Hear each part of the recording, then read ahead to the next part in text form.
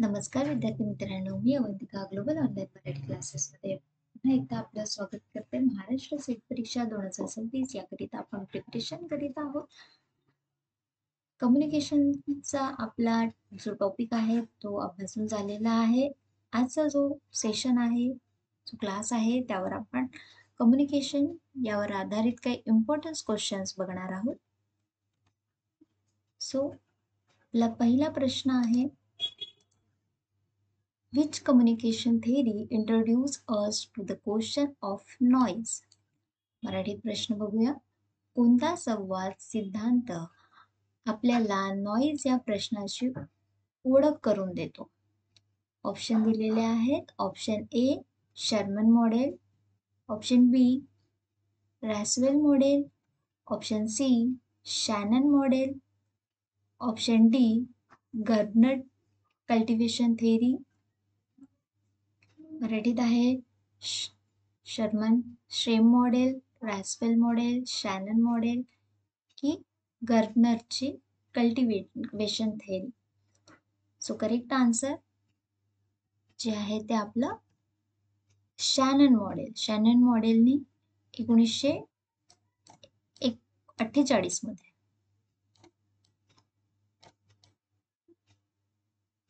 Shannon विवरची जी theory आहे, जो सिद्धांत त्यांनी सांगितला आहे, जे मॉडेल त्यांनी सांगितले, त्या मॉडेलमध्ये त्यांनी नॉईज या प्रश्नाची आपल्याला ओळख करून दिलेली आहे. म्हणजेच इन्फॉर्मेशन सोर्स त्यांनी आधी सांगितला आहे, मग तुमचा मॅसेज येतो, मग तो ट्रान्समीटर येतो, मग चॅनल येतं, चॅनललाच नॉईज येतं, रिसिव्हर, त्याच्यानंतर डेस्टिनेशन. हा मॉडेल त्यांनी सांगितलेला आहे. ओके, नेक्स्ट क्वेश्चन बघूया. Who among the following consider communication as a sharing process? खालीलपैकी कोणी संवादाला शेअरिंग प्रक्रिया मानले आहे? ऑप्शन दिले आहे धामायन Bhatnagar, option number B Wilbur Schramm, option number C Joseph A डेबिटो, option number D Ben and Hawkins. So correct answer आहे आपलं option number B. Wilbur Schramm यांनी कम्युनिकेशनला शेअरिंग प्रोसेस म्हटलेलं आहे. इन्फॉर्मेशन शेअर करणे, ट्रान्समिट करणे म्हणजे तुमचं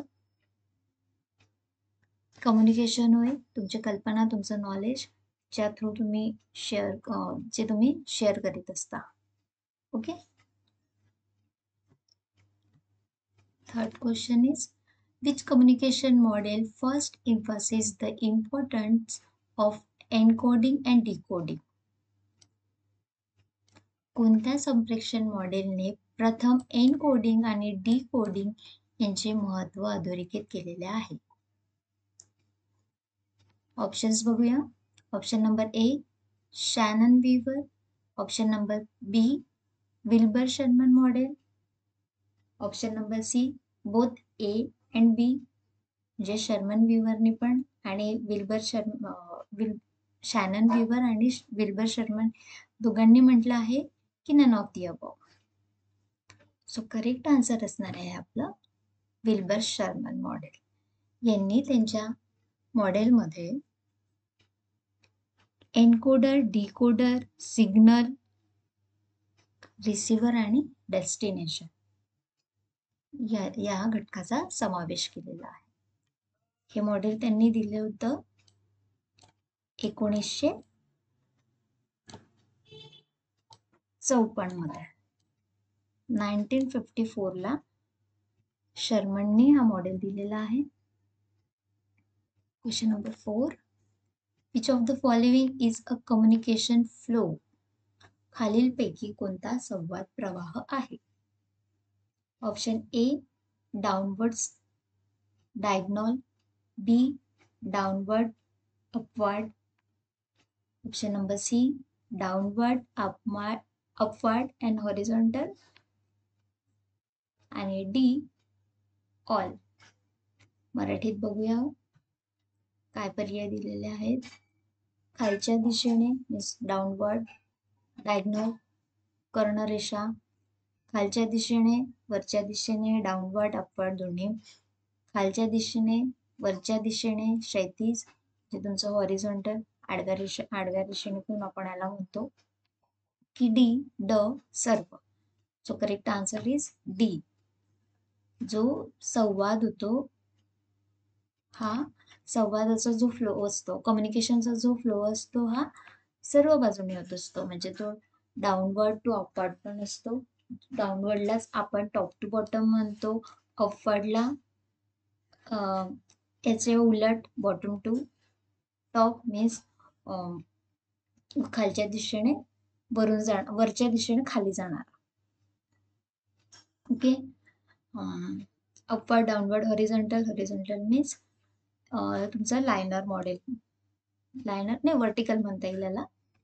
आणि all. So correct answer is D.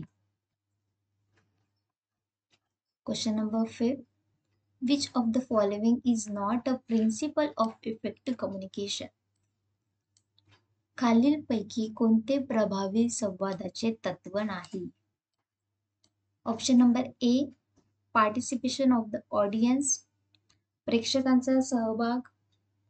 Option number B, persuasive and convincing dialogues, म्हणजे प्रेरक आणि विश्वसनीय संवाद. Option number C, one way transfer of communication, तुमचा संप्रेषणाचे एकतर्फी हस्तांतरण. Option number D, strategy use of grapevine, म्हणजे अपवाहाच्या रणनीतीचा उपयोग. आपल्याला यातलं नॉट म्हटलं आहे, not effective, not a principle of effective communication, कोणते प्रभावी संवादाचे तत्व नाही.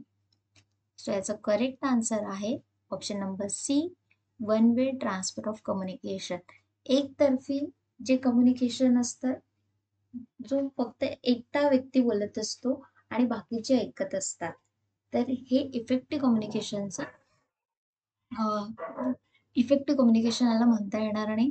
जे इफेक्टिव्ह कम्युनिकेशन ते असतं जे दोन व्यक्तीमधील किंवा समूहामध्ये एकमेकांना प्रत्युत्तर देत असतात, रिस्पॉन्स देत असतात,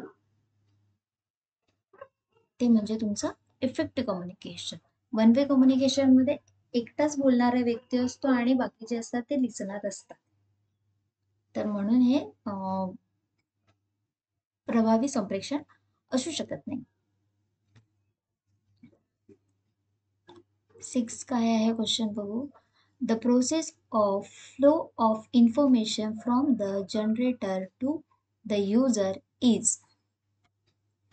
उत्पादकाकडून वापरकर्त्याकडे माहितीच्या प्रवाहाची प्रक्रिया फिलिंग द ब्लँक्स आहे. Option number A, information transfer, माहिती हस्तांतरित आहे. इन्फॉर्मेशन सर्च, माहितीचा शोध. इन्फॉर्मेशन रिट्रायव्हल, माहिती पुनर्प्राप्त करणे. इन्फॉर्मेशन नीड, की माहितीची आवश्यकता.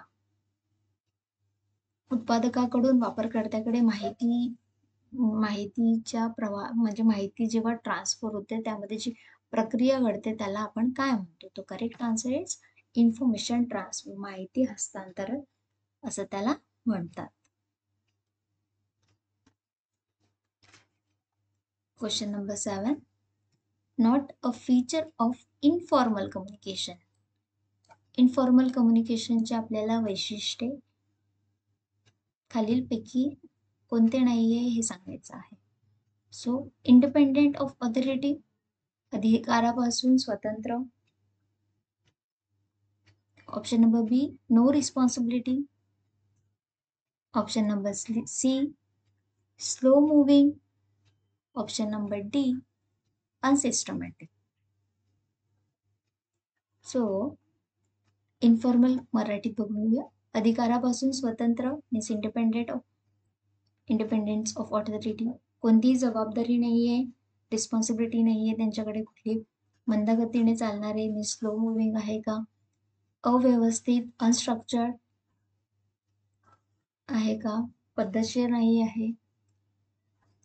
So correct answer is slow moving. अनौपचारिक संवादाची वैशिष्ट्ये जे आहे ते मंद गतीने चालणे हा यातला पार्ट नाही आहे. इन्फॉर्मल कम्युनिकेशन काय आहे? इन्फॉर्मल कम्युनिकेशन म्हणजे अनौपचारिक संवाद असे आहे जे स्ट्रक्चरेट नसतात, है ना? अधिकृत स्वरूपाचा नसतो तो. ठराविक त्याचे काही नियम नसतात. कुठले प्रिन्सिपल्स त्याचे नसतात. तो त्याला कुठली जबाबदारी नसते आणि ते स्ट्रक्चर्ड नसतात. म्हणून आपलं करेक्ट आन्सर आहे slow moving. Not a feature of formal communication. पण आता इनफॉर्मल बघितलं होतं, आता आपल्याला सांगायचे फॉर्मल कम्युनिकेशनचे वैशिष्ट्ये नाही, खालीलपैकी नाही. सो ऑर्डरली अँड सिस्टमॅटिक, सुव्यवस्थित व पद्धतशीर.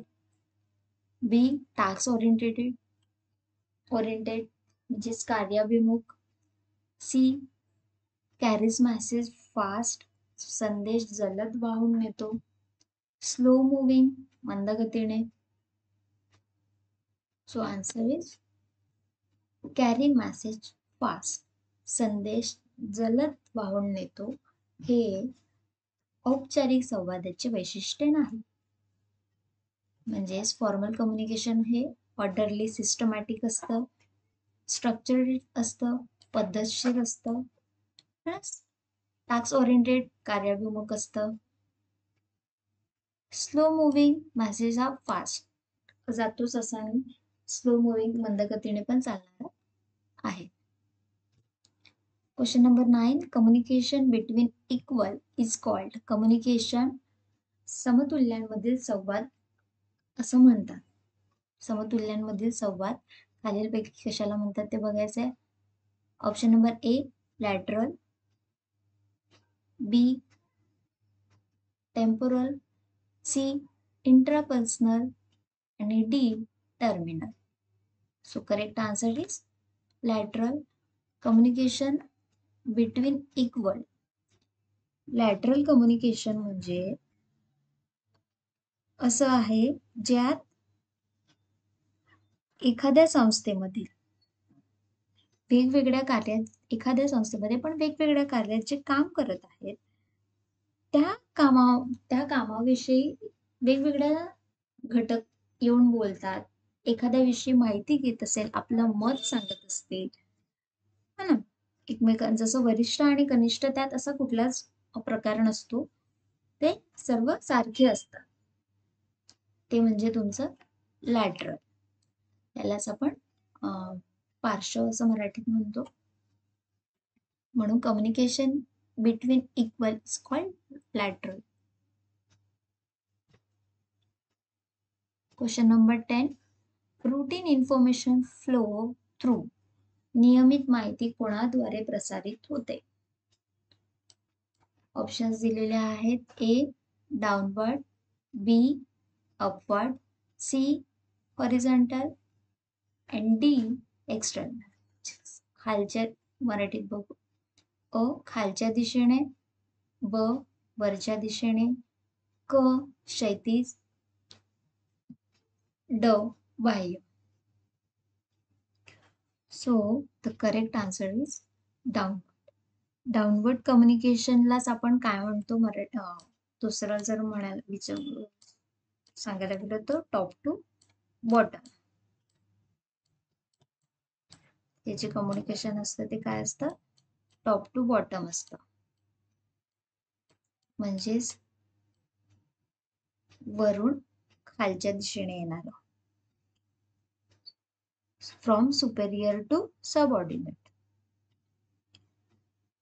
जसं एखादा व्यवस्थापक आहे, व्यवस्थापकाकडून कर्मचाऱ्यांना काही सूचना दिल्या जातात. कर्मचाऱ्यांना सूचना देतो म्हणजे जो तुमचं वरिष्ठ आहे तो कनिष्ठला ऑर्डर देतो, आदेश देतो. Okay. So it's a last question. जर तुम्हाला क्लास आवडला असेल, हे इम्पॉर्टंट क्वेश्चन आहेत, क्लास आवडला असेल तर नक्की त्याला शेअर करा आणि लाईक करा. यातले कुठले पण प्रश्न तुम्हाला परीक्षेत नक्कीच विचारले जातील.